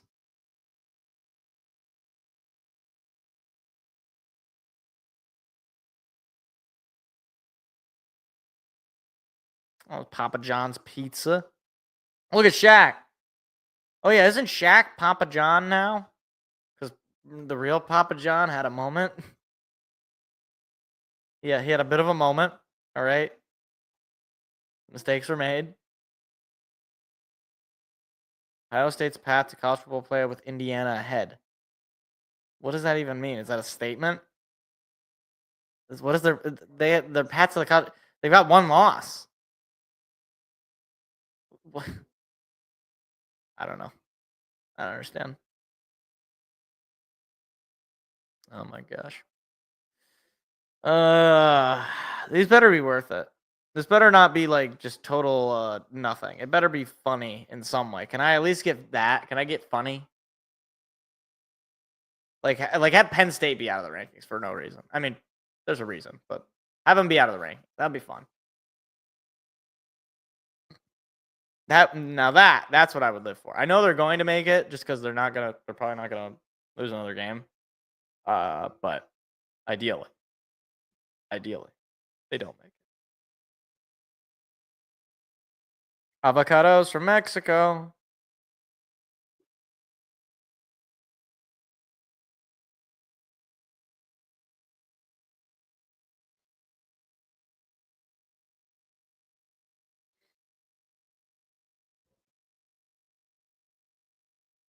I actually don't think avocados make everything taste better. I'm not a big avocado guy.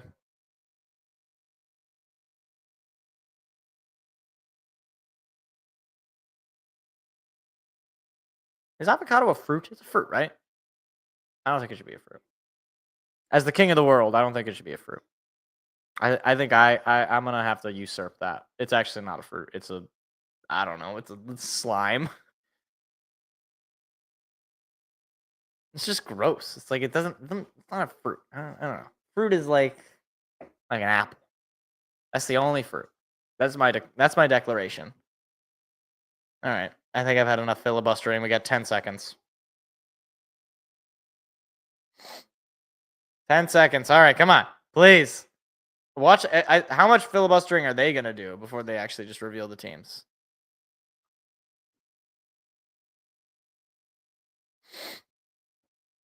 Yeah. Presented by...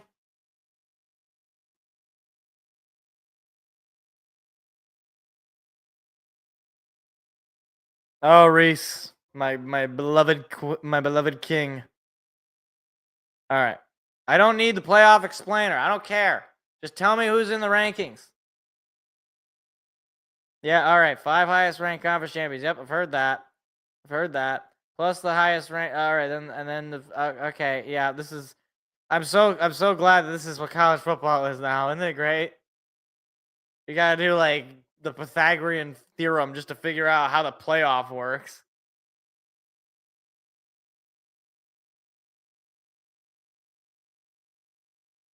Gosh, I miss the crystal ball championship too. And even the new championship trophy is lame. All right, here we go. Finally. Finally, come on. All right, Tulane at 25. All right, Tulane, Green Wave. All right, 8-2 on the year. I think they were not ranked, so they're in. Army is in the top 25. 9-0. They move up a spot. All right. There you go. Army in the playoff. Here we come. Missouri moves up a spot. 23. Okay. All right. Little first SEC team on the playoff. LSU. Wow, they are done. Dropped 7 spots to 22. They got cooked. That's rough. That is rough. Wow, South Carolina all the way to 21. They were not ranked. The Gamecocks.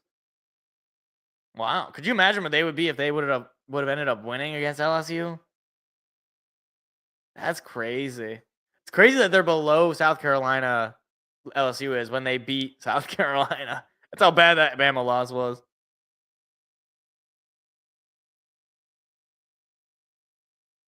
All right, Clemson is 20. They move up 3 spots. Okay, all right. They got a big game. Big game against Pitt.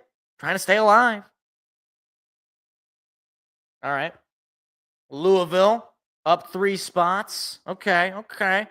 I just don't see a team that's got three losses making it. So anytime I see a team with 3 losses, I'm like, probably not going to happen. Washington State moves up 3 spots. They're climbing. 8-1. They're climbing. All right. Little Washington State at the Cougars. Come on. I think they're the Cougars. They're one of the Cats. All right. What's next? Come on. Colorado moving up 3 spots to 17. They were 20. All right. We need them to drop next week. We need a Utah win. Just drop them out. Drop them out totally. Get them out of here. I'm all about hating Colorado. It's total fugazi. I hope they never win another game. Need them to lose a game, and that would all but guarantee they're not making it. Like if they make the playoff, that's my 9-11. Terrible thing to say. Terrible thing to say. Kansas State up 3 spots, 7-2. Obviously, they beat Colorado. You know, because when Colorado has to play a good team, they actually lose. Whoops. So yeah, nice. The Wildcats staying alive, trying to sneak in. They can still win the Big 12. I think they're still in there. And you got Texas A&M. They dropped down to 15, 7-2. Okay, well, it's not looking great. Not looking great for Texas A&M. They can still do it, but you know they're gonna have to go on a pretty crazy run. All right, now we get the actual. Now we get the first. Yeah, okay, because we get the first and second team out. Second team out, SMU, little ACC representation.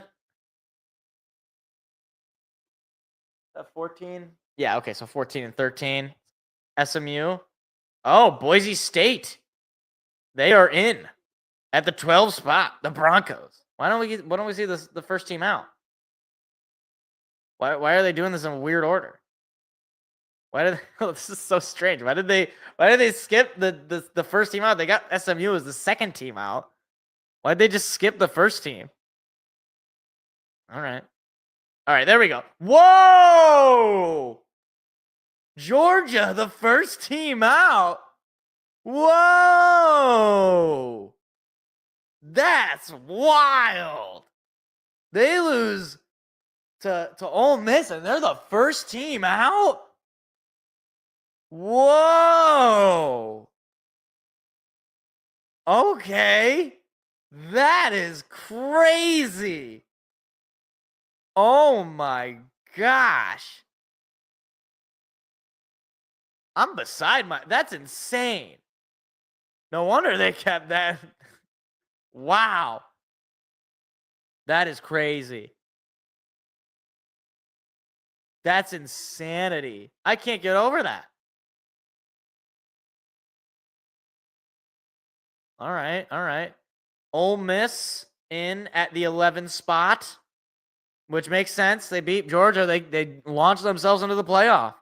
Wow. It's exciting. Okay. I mean, it feels like they can't lose another game, though. That's what it feels like for Ole Miss. Because I feel like if they lose another game, they're going to be out, and they won't be able to get back in. At least Georgia, I think, in theory, if Georgia beats Tennessee next week, I think they could jump back in. We'll see where Tennessee is. I'm assuming they're going to be in.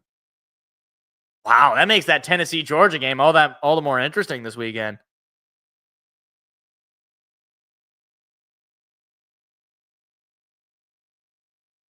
All right, come on. Hurry up. Come on. We get it. Yep. All the fun. Just get to the other thing. All right, Alabama.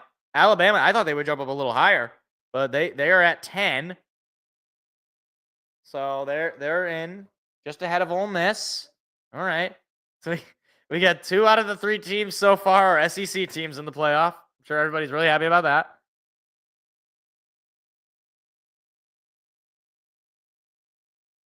Okay. Come on. Just seriously, does not need to take this long. Just be like the NBA lottery. Just immediately drop it. Come on. All right, Miami goes to the number 9. They would be in the quarterfinals, so they would skip the first round. Okay. 9-1 in Miami. They escaped that loss. They almost had them. I think they almost lost to Duke, wasn't it? Yeah, because they lost to Georgia Tech. That's what it was.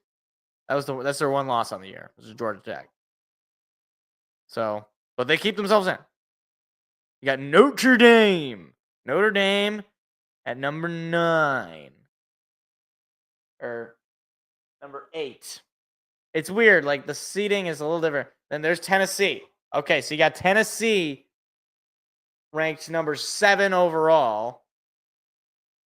But they're seated in the 8. This is so weird.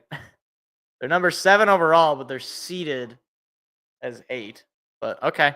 So there you go. So you got the 7th ranked team against the first team out this weekend. Tennessee, Georgia. That's a game to watch, man. Georgia loses that game, they're done. They are done. If Tennessee loses that game, they might be done too. Although they only have the one loss on the year, so they might be able to just sneak in.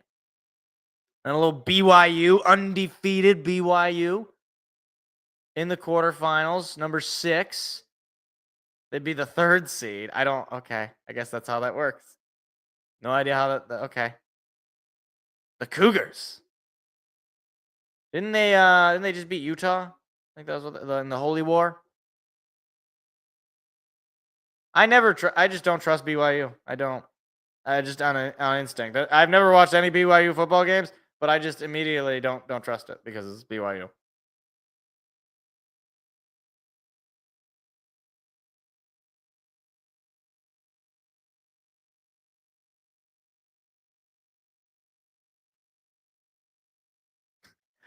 All right, come on. We get it. Yeah, the committee, things, whatever. All right, understood. BYU's 9-0. We know. We get it. Come on. Get to the other picks or get to the other ones.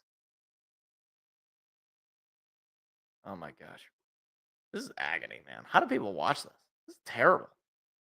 Indiana at number 5. Wow.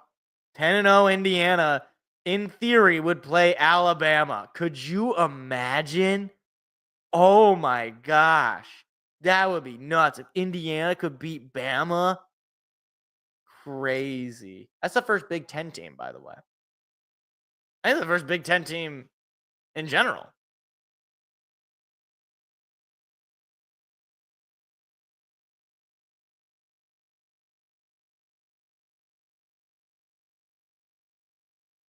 Man. Oh, look, there's us. Oh, no wonder we lost that game. We were wearing our all-black jerseys. That's why. See, that's a problem. You can't do that. I guess we won in our all-black jerseys against Iowa. Never mind. Ignore me. All right, so then I'm guessing you're going to see Penn State. Or you're going to who's winning the SEC right now? You're going to Texas, Penn State, Penn State ahead of Indiana, which is actually like, I'm sorry, I don't like. There's Penn State should not be ahead of Indiana. Penn State's 8-1, Indiana's 10-0, and clearly Indiana is the better. Like, I get that the only loss that Penn State has is going to be to Ohio State, who is going to be either number 3 or number 2. But I can't put James Franklin ahead of Cignetti and Indiana. I can't. But whatever. They're just going to keep it that way until proven otherwise. So Texas is number 3, which means Ohio State's going to be 2 and Oregon's going to be 1. So there's going to be no movement, I think, in the top 2.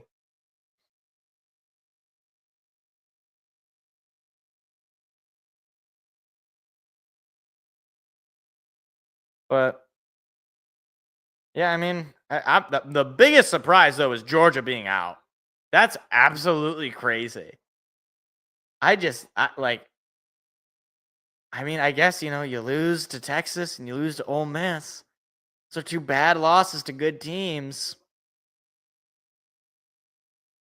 Still crazy to me.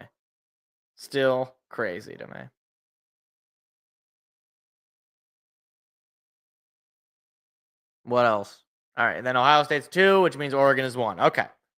I knew there wasn't going to be any change because both those teams won, so they're not gonna move anything. So Ohio State would play Boise State. That actually could be kind of fun. And obviously Oregon would play the winner of Tennessee Notre Dame. Okay. Understood. All right. So that's it. Biggest takeaway from this, Georgia being out. That's absolutely crazy. I love it though. I think it's fun. It's fun for the drama of it all. But yeah, so crazy stuff. But that's where we're gonna wrap up the show. I apologize. I didn't think this was gonna take this long, but that's where we're gonna wrap it up. So I appreciate anybody for stopping by, listening, and hanging out. Show notes for ahead. Won't be able to stream the Michigan State game this weekend. I will be out of town. But we will be live for the Lions Jaguars game this Sunday, 1:00. Going to be live probably around 12:50 specifically. That's probably when we're going to go live. So watch out for that. With that being said, though, have a good night, everybody. Hope you have a great rest of your week, and I will see you all on Sunday for the Lions Jags. See you later. Goodbye.